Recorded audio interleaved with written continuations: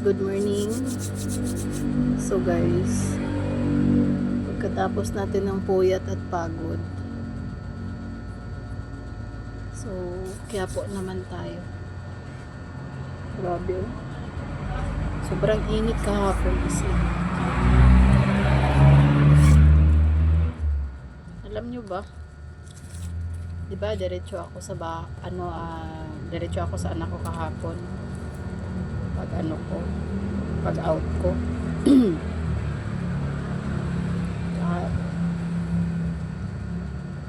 Yung SM kasi 11 pa yung bukas. So dumaan ako ng grotto. Nag-vlog ako doon. Alam mo yung pagod ko at puyat. Tapos pag uwi ko ng bahay guys, nakauwi ako alas 3:30, mga 3:30 yun.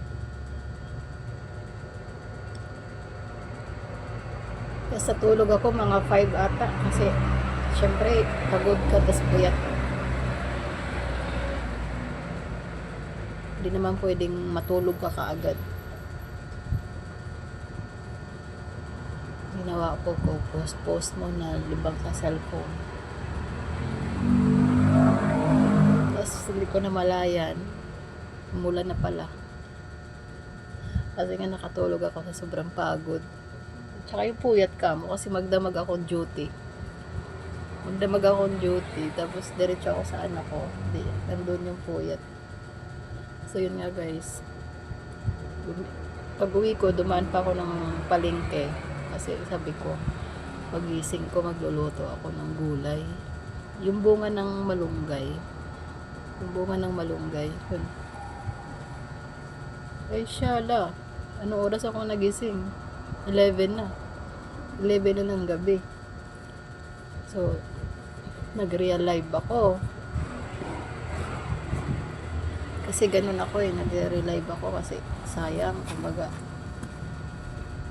iipon tayo ng ng sasahurin. Tapos naisip ko, Friday na pala kinabukasan. Kailangan ko palang matulog kasi mamaya puyat na naman. Grabe. Sa gising ako guys, 4:51. So ito na nga, mag-aayos na ako, papunta na ako Quiapo. Kumbaga, ganun lang talaga yung routine ng buhay ko pag diop ako sa anak ko.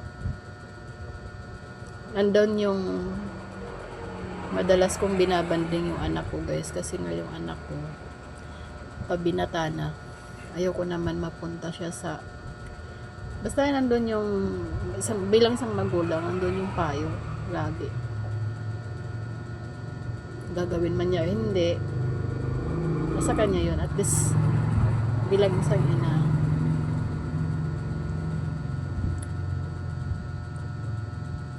lagi kong pinaintindi sa kanya.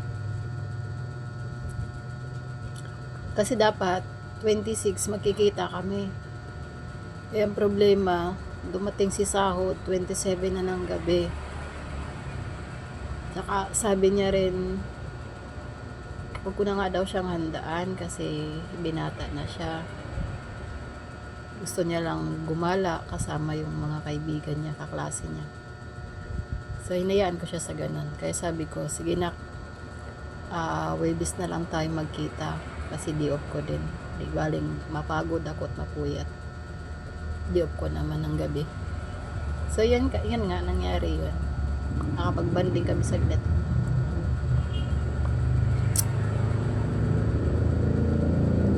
Natutuwa lang ako sa kanya kasi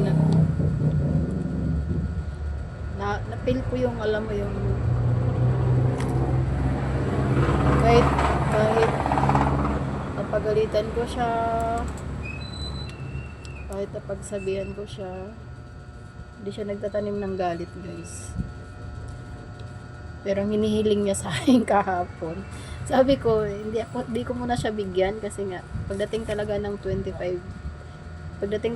sahuran namin ng 25 kasi dapat, kaso na-delay. Pagdating kasi ng ganong sahuran guys, andyan si bayad ng bahay, tubig, ilaw, Tapos nagkaroon pa ako ng ano sa G-Loan. Yan, nagkaroon pa ako noon kasi nung time na yun dinagdag ko dun sa laptop niya kaya nakautang ako sa GCash. Andun yung lahat ng bayaran. Kaya sabi ko, hindi mo na kita bigyan. Kaya sabi ko sa kanya, pahinga muna kami doon sa SM kasi parang ayaw pa lumabas kasi sobrang init. Diba maya sabi niya, mama, regalo mo na lang sa akin AirPods. Diyos ko. Tapos ito na, pagpunta namin doon sa store, akala ko yung AirPods guys, mura. Yung palang mahal. Sabi ko sa kanya, sabi ko, nak, hindi mo na ako magbibigay, di ba? Pero ano nangyari? Papunta sa AirPods. Akala namin talaga, mura lang yung AirPods. Sabi ko, mama, nagulat talaga ako. Akala ko, mura lang yung AirPods. Yung pala, ang mahal. Sabi ko, okay lang naman yun. Na ganun nga. Kasi sabi, original nga daw yun. Kasi ang price kasi ng AirPods, guys, nasa 1.5. Yung tatak niya is Alibaba. Sabi ko, my God, ang mahal. Siyempre, nag-iipon din kasi ako kasi nga pauwi ako ng Leyte. Kasi alam mo naman sa ano, 'di ba? Pag uuwi tayo ng Leyte, akala nila dami nating money. So, uwi lang naman ako, guys, kasi gusto ko mag-relax, bakasyon din. Makasama ko yung magulang ko. As sabay vlog na rin. Sabi ko, my God, ang mahal. Pero sabi ko, sige lang, basta original. Guys, naman bibili ka nga ng halagang, kasi mahilig kami mag-order sa TikTok. Bibili ka ng 200, 300, 500. Yun yung pinakamataas eh. Sa, sa TikTok. Eh, kung buwan lang din naman yung gamit. Buwan lang yung magagamit. Sayang yung pera, di ba? Sabi ko, sige, go. Yun ang regalo ko sa'yo sa birthday mo. So, yun nga guys, no? Life update natin kahapon at saka ngayon. So, kaya po tayo. Yan, happy Friday. Pagdating ko na naman ito ng Quiapo, guys, sobrang busy ko. Kasi nga, di ba, yung day off ko, nandun ako sa anak ko. So, nandun yung pagod po yan, tulog pag-uwi. So, andyan si Labahan mamaya pag-uwi ko, galing simba. Andyan si magluluto ako ng gulay, yung binili ko nga kahapon. Andyan si gagawa ako ng luya, ginger. Yun yung gagawin ko. So yun, busy ako. Mga ilang oras akong busy. Sana samahan niyo ako guys kasi isasabay ko yung pagla-live ko. Saka sana wag yun na rin i-skip para makatulong. Nagmakaway, no? So yun lang kasi anong oras na, mag-aalas 6 na. Kailangan ko na rin magpunta kasi baliatin ako ng kaya so ito pala guys, kaya pala ako hindi na nagsisimba ng madaling araw kasi nga sa pila ng Pahalik ang open nila is 6 AM na, wala na yung pila sa Pahalik na kahit magsimba ka ng 4 to 5 after ng misa dapat may Pahalik na yung pila, kaso binago nila, ginawa nilang 6 yung open. So kaya ang nangyayari, sabi ko hindi na ako magsisimba ng madaling araw, aatin na lang ako ng mga 7 to 8. So ito na nga yun kasi nung first Friday ng Quiapo, hindi ako pila sa Pahalik kasi nga alas 6 pa. So, 4 to 5 ako, matin ako ng unang misa, 4 to 5. Hindi ko na nahintay kasi nung time na yon PM ata. Parang PM pa ako noon. So, andun yung puya talaga. Kailangan ko pang matulog kasi duty ako ng pagdating ng alas 11, aalis na naman ako ng bahay. Kaya yun, hindi na talaga ako pumila. Kasi pag first Friday talaga guys, as in, daming tao sa Quiapo. Kung makikita nyo sa live, grabe ang daming tao. Pero hindi kasi ako nagla-live. Kung nakikita nyo sa live ng mismo ng Quiapo, grabe ang tao. Kaya ganun ka sincere yung mga deboto ni Nazareno. So yun lang, live update nga. So ito na nga, aalis na ako. Punta na tayo ng Quiapo. Mag-social-socialan tayo kahit wala naman tayo money. So So, ito yung in-order ko sa TikTok. 100 plus. Nagagamit ko naman siya.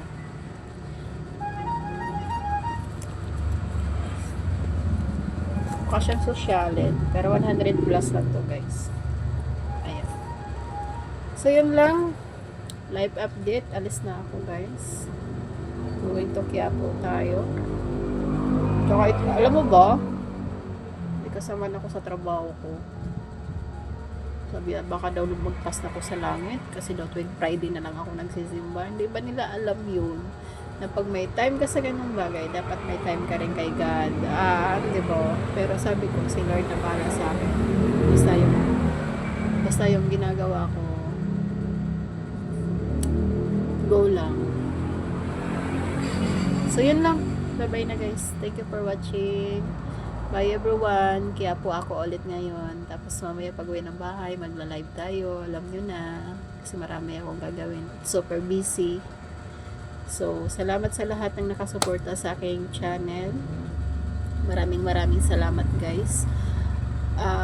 Alam ko, wala naman talaga akong tinatago sa mga video ko. Kumbaga, lahat yung pinapakita ko is totoo.